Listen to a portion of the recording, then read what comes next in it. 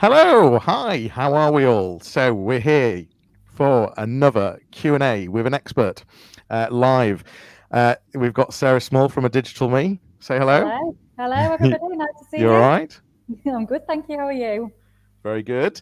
So in one of the past sessions, we were talking about large organizations, teams of 50, 2,000 people, all of a sudden having to remote work. Instead, this morning, we're going to be focusing very much on the smaller businesses, and we're going to look at business processes. We're going to look at automation. We're going to look at ultimately how to help your business have a bit more consistency, a bit more efficiency, and but very focused on that smaller business. Sarah, sorry, just before I ask you a question, just to let everyone know, we're live streaming on Facebook in the Facebook group, and that's the Coronavirus Yorkshire Business Support Group, which we've set up to help businesses during this, what we're potentially calling Corona chaos. And we're also live streaming on YouTube. All of this will be available afterwards. If you are watching the replay, it would be really helpful just to pop a hashtag replay in the comments so that we can understand how people are watching these videos. We actively want questions. If you've got questions, please put them in the comments, and we will be coming to questions, and I'll bring them up on the screen as well. If you want your name in there, pop your name and your business, and we'll mention it as well. Sarah. Hi. Nice to see you. Everything's sort of changed for all of us. How's the last couple of weeks been for you? I'm guessing it's Been been a bit interesting. tough. It's been interesting. A lot of the clients that we're currently working with have some connection with events industries, whether that be the wedding industry or they run events for themselves. So it's been interesting because a lot of work has gone on pause. Now, that's not to say that it has affected every single client, but the majority of clients, as I'm sure that you've probably had a similar response, things are not working in the way that they normally would because a lot of clients have lost their income. And so therefore, as much as they don't want to pause relationships, they don't really have much choice. Yeah, and what's the so if you take away the current crisis we're in, what was the sort of common theme that you were finding with small businesses anyway? What were, So because a I'm lot, guessing go on. no. I was going to say the thing that I come across all the time with clients is that they feel a bit overwhelmed. They feel that their business is chaotic. They've probably grown a bit too fast and they don't necessarily have the right people to do the right things at the right time, or they don't have the right processes and platforms in place to be able to do those efficiently. So they spend a lot of time doing things that actually could take probably a quarter of the time and free them up to do more and deliver more. Yeah. Okay. We've got some comments already. Someone saying hello.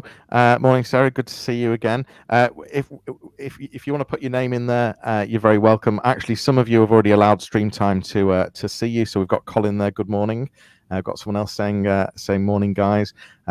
Unfortunately, someone can't make it, so that's a shame. But they'll be watching it on the replay, I'm sure. And Sarah's already been highly recommended, and and someone was very much looking forward to seeing this morning. So yeah, as I said.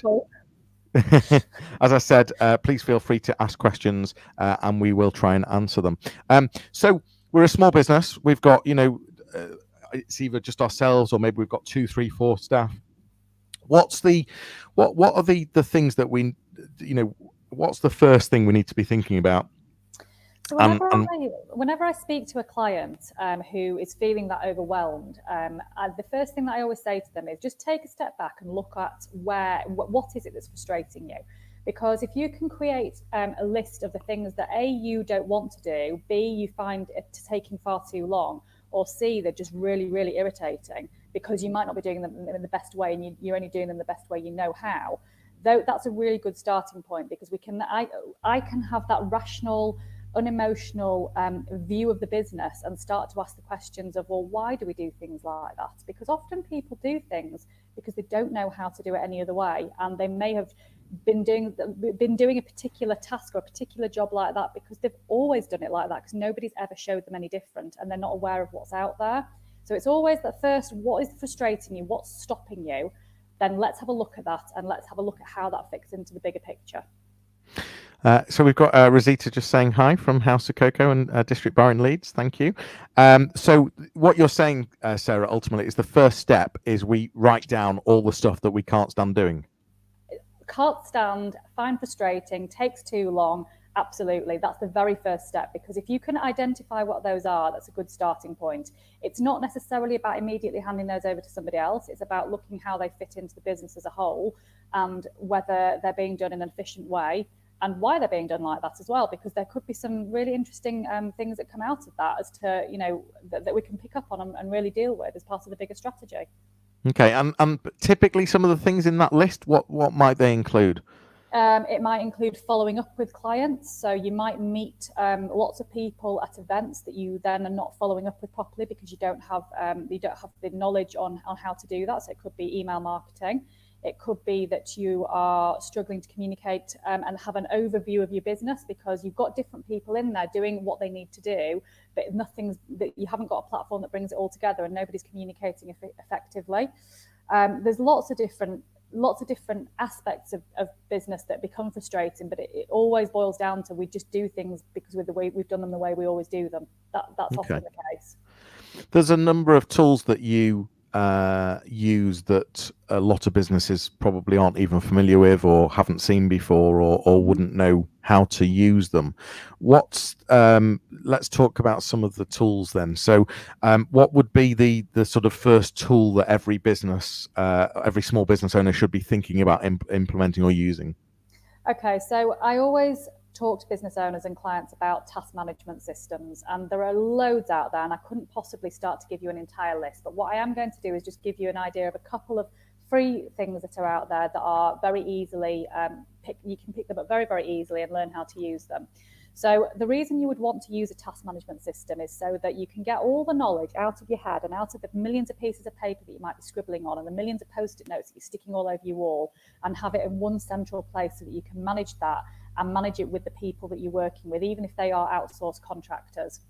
So one of them, which is probably the more simpler visual one, is Trello. Now, you may have heard of it. You may have dabbled with it and got on with it or not got on with it. I don't know.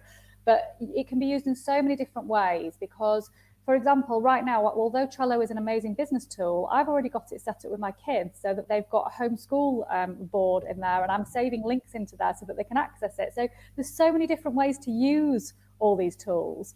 The other one that I highly recommend. Before we go into another tool, then, so just talk me through the kids board that you've got in Trello. Just help me understand. So this started off last week when obviously the school's shut, and I was bombarded, as I'm sure that many people were last week, with WhatsApp messages and emails from school and Facebook groups and tons and tons of resources. And I thought to myself, my God, I've got information everywhere, and I don't know where I'm going to remember that I've saved it. So I thought, right, okay, back to the drawing board, Sarah. This is what you do best. And I decided that actually the best way to do it was to collate all the resources that I'd found into a Trello board.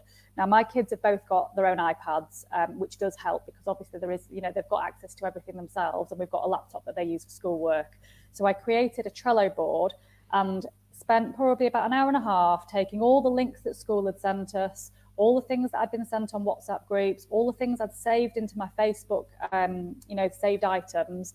And I started breaking it down into different areas. So, for example, we've got an English column with all the links that we've got for English. We've got maths column, we've got science column, art column.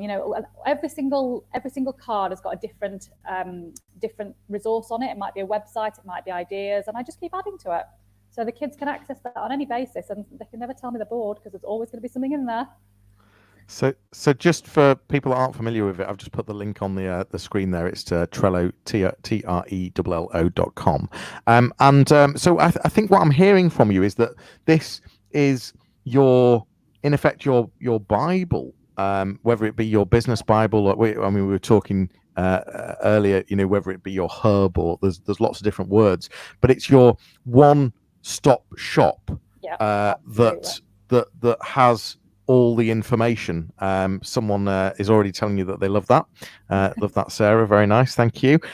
So what you're saying is that it's your go-to place for everything, in effect. It is. Now, I happen to use another system, which we can talk about in a minute, for my business, but I found that Trello fits family. So for some people, Trello is perfect for business as well, especially if they are a more visual person.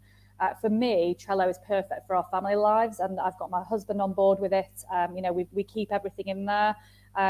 It helps us to have one central place, and I can share information with them as it comes up, or we can save information and scan pictures into it, or there's all sorts of different ways it can work. I do use another task management system myself for my business. However, some people might find that a little bit more overwhelming depending on how technical they are. So I often find that Trello is a great starting point. If you want to start getting organized and having some central places to keep all your information, Trello is a great starting point. But I think you're referring to Asana there, are you? I am, yes. But correct me. But correct me if I'm wrong. You'd use Trello to signpost to certain things in Asana, or is that not how you'd use it? I can do. Asana is a totally separate system. Asana has more functionality. It allows you to have repetitive tasks. So I'll just explain a little bit about how I use Asana in my business and how I've used it with clients as well. So Asana has the ability to have lists and cards the way that Trello does as well. However, it also allows you to have lists in the more traditional sense. So, if you're creating a bullet point list of the things that you need to do today, Asana can actually have that. And what it does is it breaks it down by project. So, for example, in my Asana book, my workspace, I have got a project for finance. I have got a project for marketing. I've got a project for general business admin. I've got a project for ideas. So it's a place where I can constantly put information in to get it out of my head. And I can set up those tasks in there on a repetitive basis. So, for example, if you are somebody that does their own bookkeeping, let's say for argument's sake, you may decide that you want to reconcile your books once a week or once a month. That can be set up as a recurring task. So it'll pop up into your to-do list. Today, I need to do my bookkeeping. You can put all the information in there with links to whatever system you're using, or notes that you need to remember. And once I've ticked that as being complete, it goes away. It's out of my head. Don't have to worry about it, and it'll pop up again next week or next month. And I've done the hard work by setting it up in the first instance. So it goes away from that jumble of, oh my goodness, what do I do today? Because that's a big problem for a lot of business owners. So Asana is more around the set of tasks and a task list and things to do and the order to do them and actually about processes. Yeah, absolutely. It's whereas flow for processes in some ways, it's more functional, definitely. Whereas it sounds like Trello is more about having a resource area and. Well, yes, but not necessarily. Trello can be used in the same way, but there are lots of different ways to use it. And I would always recommend playing around with it and just creating a random board, having a look at how you can do it, because, every board can be designed in a different way. And for some people, it is better that it's more visual. And for other people, it's better that it's more of a list and everything that gets joined together. There are advantages and disadvantages to both. So let's just be abundantly clear. Are we saying that it's one or the other, or are we saying that they can work together? They can work together. I would recommend starting off with one. That's what I would recommend with. Okay. They can work together and you can share information, but that's going into a much more technical avenue. Yeah. And what I'm hearing is potentially Trello's the easier start. Definitely. Asana is the next level up. Definitely, yes. Right. Okay, brilliant. I mean, Colin's just put here that we use Trello to hold images, photos, and where we have used them. And also manage the newsletter creation publication process. Great. I mean, that's great. I mean, isn't that clever? The idea of having a resource to know what image you've used where. I mean, that's. So I have clients as well, and it sounds very similar, Colin. That I have clients where they manage their social media through Trello. So again, they store the resources, they store the photos, they actually plan out what they're going to be doing each week, each month. And because you can drag cards from one column to another, it's very clear to see, well, this is scheduled to go out, this has actually been posted, and this is my archive. It can be used in so many different ways. And in fact, what he's also saying is that with Asana, for project tasks, meeting actions, he's got put a summary of the business plan in the Asana board. So Trello for some things where visual works, and Asana primarily for actions. Yeah, Yeah. That sounds like a good plan if you're familiar with both of them and happy to work within both. With the two tools, do we need to pay for them? Are they free versions? Is there a what's the difference with premium? So they both have free platforms and they're both absolutely adequate on the free platforms. In fact, I use the free platforms for both of them. The premium version of Asana does give you more functionality in terms of being able to set start dates rather than a due date. It also allows you to have reporting graphs that you don't have on the free version. But actually, I've never found a problem. There are workarounds for pretty much everything on the free version, so I've never had a problem with not needing to upgrade. Again, Trello, there are some, I believe there's some more connectivity things with the premium version, so you can link it up to different calendars or have some more nice add-ons, but you don't need them. You don't need them at all. You know, as long as you can think logically, what do I want this to do? The free version will be fine for 99% of people. We've got another user here. I can't see your name. Facebook's funny with StreamYard. You've got to give it access. So if you want to put your name or your business in the comment, then we know who you are. But this person on Facebook, I use Asana, and it's fantastic to get everything out of my head into one place instead of on notes on my phone, post-it notes, books, etc., as I used to do. So that's what happened with me. I have to say, I got to a point where I'd been working my business for probably about 8 months, and I said to my husband, I feel like I need to make a change. I need to make a change, and I'm going to. I feel like I'm on the top of a cliff, and I'm going to implement this system, and I'm either going to fall or I'm going to soar. And I had my head down for 6 weeks thinking about every single area of my business. I put processes in place, I put checklists in place, I put information in place. And honestly, my business grew so much the next 6 months having that facility. And now if I'm in the car, let's say I'm in the car picking the kids up from school and I get a client call, I'm sitting in the car waiting to go and pick them up, get a client call, all I have to do is open up Asana on my phone, put the information in there, and it's ready for when I want to work on it either later or tomorrow. It's a great place, but as a dumping ground from that perspective. Right. Okay. So just going back a step, and we've both read a book, E-Myth Revisited by Michael Gerber. I don't think, correct me if I'm wrong, I don't believe either of us are on commission, and so whilst we're recommending it, it's probably more of a genuine recommend than anything else because we're not on commission. E-Myth Revisited, Michael Gerber. I've just put it on the screen. It's one of the best books I've ever read. Sarah, what I think different people have different takeaways from that book. What was the big takeaway for you from that book? I read that book and went, this is what I do. I break people's businesses down to build them up again. And because ultimately there is no way of growing without having some processes in place. It's as simple as that. If you keep everything in your head, you are going to reach a ceiling eventually. You're not going to get past that. And so the book for me was a bit like, actually, this is what I do. As an online business manager, I work with clients to break it all down and to build it up into something where they can grow and they can bring in different people. So yeah, it was a really interesting read for me. Yeah, I mean, I read it and I laughed all the way through it really because it was like, oh yeah, I made that mistake. Yeah, I did that. Oops, yeah, that's me. And it was like just full of just things that I did wrong in a way. And the massive thing I took from it was it's all about business processes, and it's all about having making tiny little tweaks within your business, but building a library of processes so that when it works and when something goes really well, you do it in exactly the same way next time. One thing that I love doing, actually, on that note, one thing that I love doing is helping people to create an onboarding process for new clients, especially for service-driven businesses. So somebody who might provide marketing services, for example, they might have a set of tasks that they go through, but it might be different each time because they can't actually remember, have I sent this? Have I done that? Have I asked the client this? Have I collected this information? And by creating a template that, you can tweak as time goes on, but it's your master template, it's a great starting point because you know that you need to collect this information from them. You need to, at this point, add them to your database. You know that at this point, you need to make sure that they've signed a contract with you. At this point, you're going to have a review with them. It makes it easy and it makes it easy to follow. And that's the key. Yeah. Okay. Just to remind you, if you've got questions, please do ask.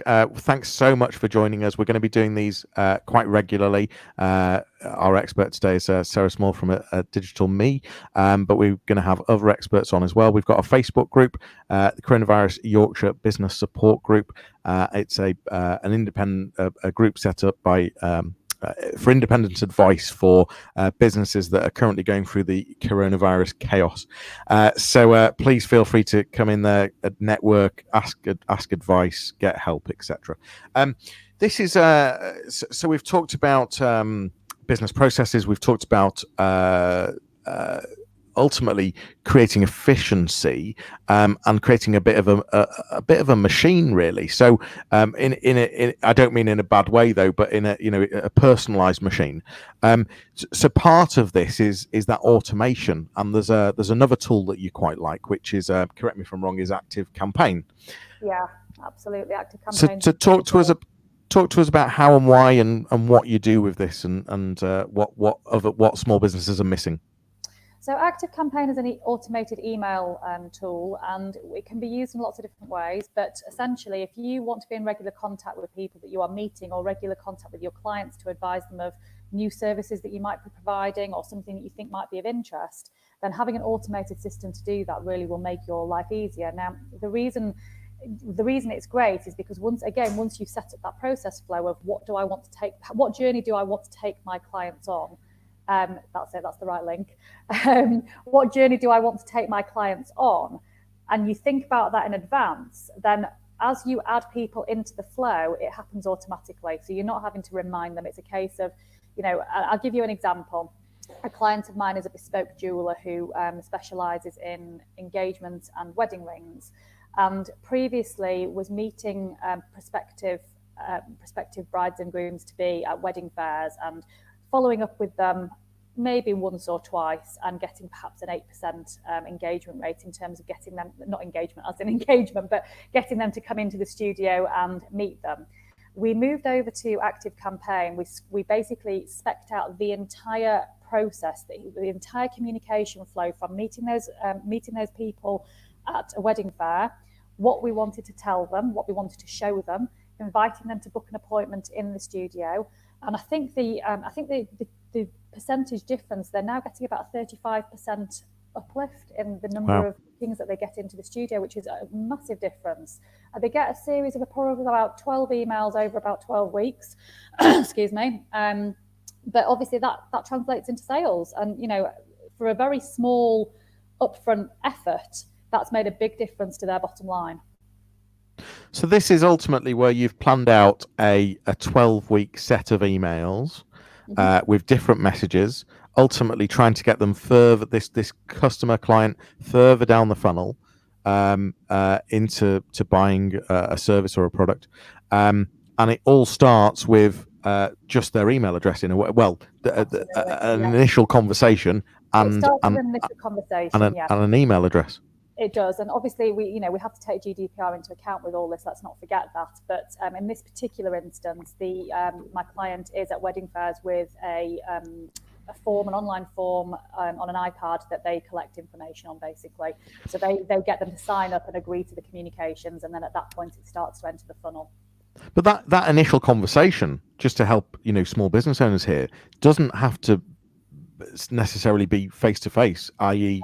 even on Zoom. I don't mean in physical face to face. This could purely be someone coming onto a website and downloading something or watching something or doing some kind of action on a website. That could be the initial conversation, as long as they've agreed GDPR and as long as they know what they've signed up to. Absolutely. I mean, it's that start of the journey. I have that for myself. I have a freebie, which I've got a landing page for, which is how to take control of your working day in 5 easy steps. It's a real practical freebie, giving some real practical advice. And then what happens is my communication funnel asks, how are you getting on? Gives them a couple of other little freebies that, as an extra. But eventually does try and push them into buying a set of done for you Trello boards that are already organized and set up for you, because people might actually go, I'd love to do that, but I don't know how to do it. So, that's my funnel for an additional income stream, and there's lots of different ways that you can go about that. So you're selling a product which is Trello templates. What you're doing is you're giving a resource away right at the beginning free of charge. Yep. And then part of that is you put your email address in to get the resource. Yep. But then day one, you might send an email saying, how are you getting on with the resource? These are the things to think about. Day 3, you might be saying, how's it going? Here's something else you could consider. And during this 12-week process, you're ultimately taking them to, actually, I've got something else that you could buy if you wanted to. So it's just a really simple process. And there's also tools in there to personalize. Correct me if I'm wrong. Absolutely. They're all branded up. Mine looks completely different to my clients. It's all branded up with the right colors, fonts, sizes, everything. It can be absolutely personalized as much as you want. It's an absolutely fantastic tool. And you can have different customers or clients or whatever you want to call them on different tracks. So potentially just taking the jeweler as an example, maybe they've done a wedding fair, so they might have a wedding automation campaign compared to maybe they've then done a I can't think of another wedding jewelry. I'll give you an example actually, because we did this. So there's a particular campaign that works when they meet somebody now at a wedding fair. That's something that we set up from it was about November last year.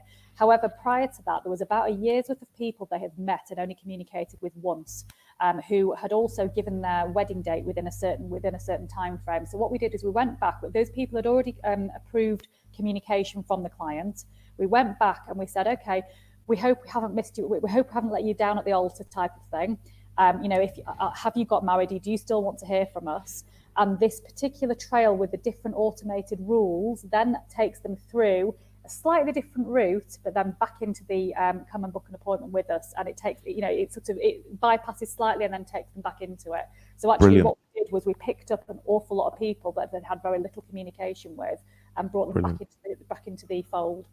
Brilliant. And one of the things that that I probably should have mentioned earlier, that I think is really important to get across here, is that all of us realize how difficult a time this is for so many people, and how no one's quite sure about what they're doing and how they're doing it, and are they selling, are they not selling, is their business open, is their business not open.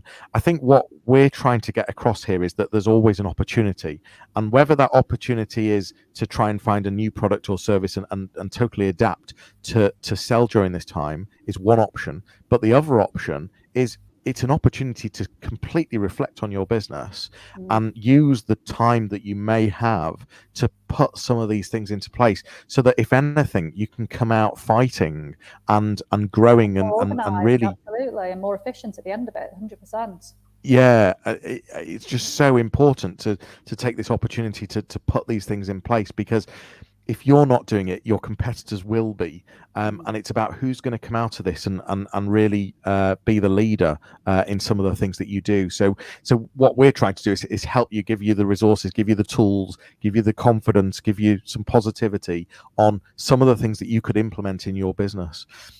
Colin has asked a question about ActiveX. It's quite a specific question.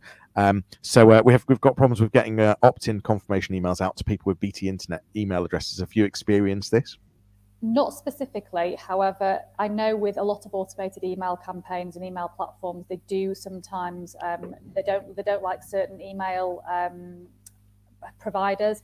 Gmail and Hotmail can often be ones that just go, I'm not having that.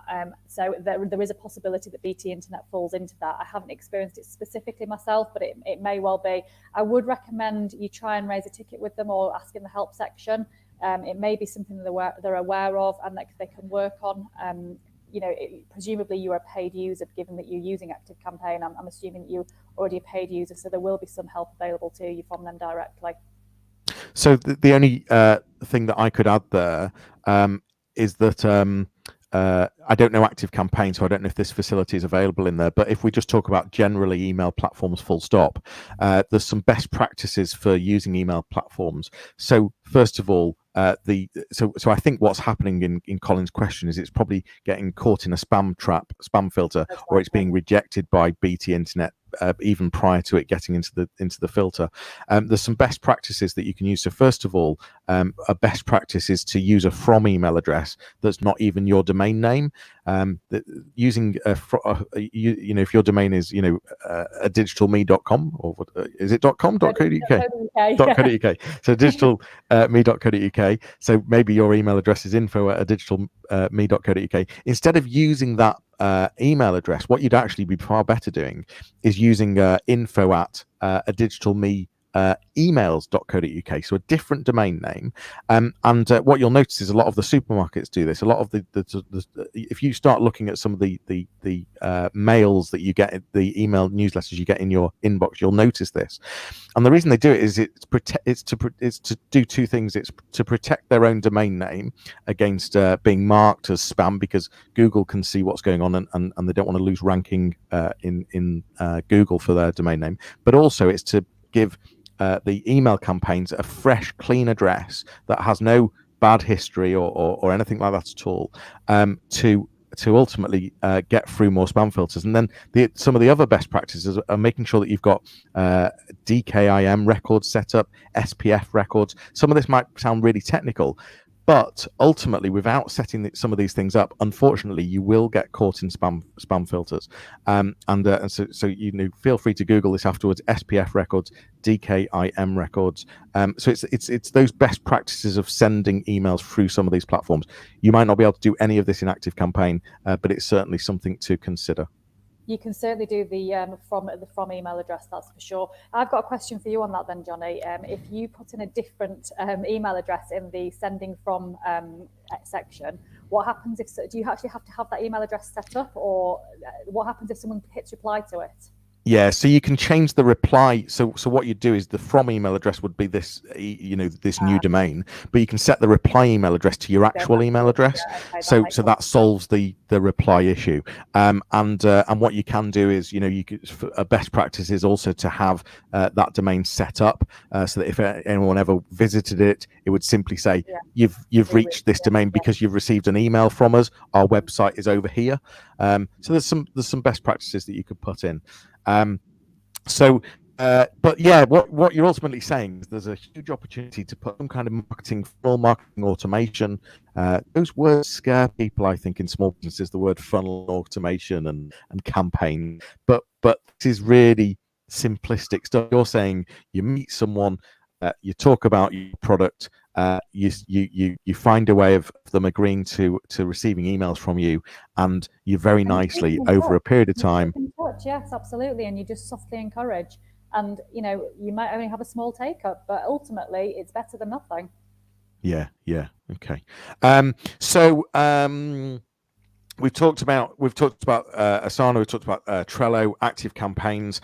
I guess you're using Zoom a lot.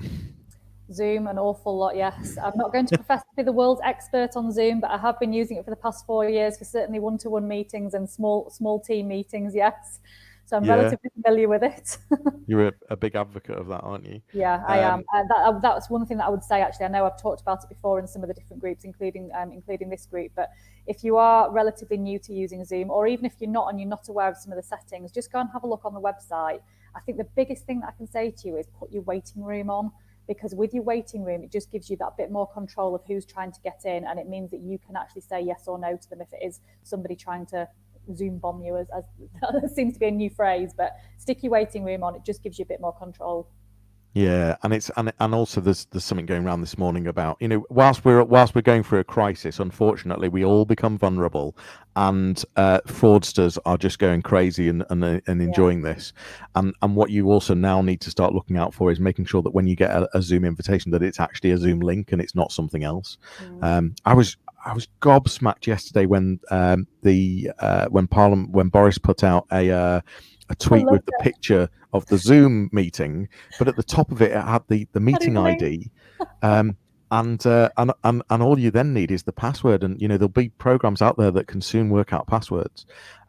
However, it could be an individual scheduled meeting link that's never used again. You know, it might not be his personal meeting link. It could be a scheduled one. So I'm hoping it was. I'm really hoping for their purposes. I agree. And then on top of that, you had Michael Gove with the name. His name at the bottom was pretty much his personal email address. So it's just like, what are you doing? This is the country that's, the people that are running the country. The thing, though, that a lot of corporate businesses, working virtually, all this stuff is very new to them. And whilst I'm talking about tools for small businesses, I know that you've already spoken about large corporations, but ultimately, a lot of people, they don't know how to use all these tools effectively and efficiently and privately as well to keep themselves safe. And it's really interesting that these big corporations who do amazing work and they earn a lot of money and they've got a very professional outlook, but actually they don't really know what they're doing when it comes to technology. Yeah. This has been really, really interesting, really helpful. I hope it's helped people. We're happy to answer questions afterwards. Just pop your questions in the comments. If you watch this on replay, then we'll come straight back. We're going to be running some other live Q&As. Got a couple of really exciting ones coming up next week, so I'll let you know about those. Is there anything else that you where are we going to find you? If we want to find you online, Sarah, where do we look? Okay, so you want to be looking at adigitalme.co.uk. You'll find me on the web. You'll find me on LinkedIn. You'll find me on Facebook. LinkedIn is probably my biggest platform in terms of engagement with people. Those are all my small business owner connections. So I do post on there very regularly. So do come and connect with me if you're not already. Brilliant. You also have a Facebook group as well, don't you? I do have a Facebook group. Now, this is something that I started, ironically, just before all this coronavirus hit, but I just launched the Entrepreneur's Evolution, which is a platform for networking and workshops and other events. Now, it has been put off slightly by the fact that we can't actually get together. However, my Facebook group is the Entrepreneur's Evolution community, and I'd love you to come and join in if you're interested. Brilliant. You've been absolutely brilliant today. Thank you so much. Thank you. It's really helped open people's thoughts, I think, in some of the simple tools that they could be using. And for that, we thank you. So enjoy your day, everyone. Thanks so much. And we will see you all soon. I'll let Sarah say goodbye, and there we go. Thank you, everyone. Do get in touch if you want to ask any questions, and I'll do my very best to help out. Everyone take care, stay at home, and stay safe. Thank you.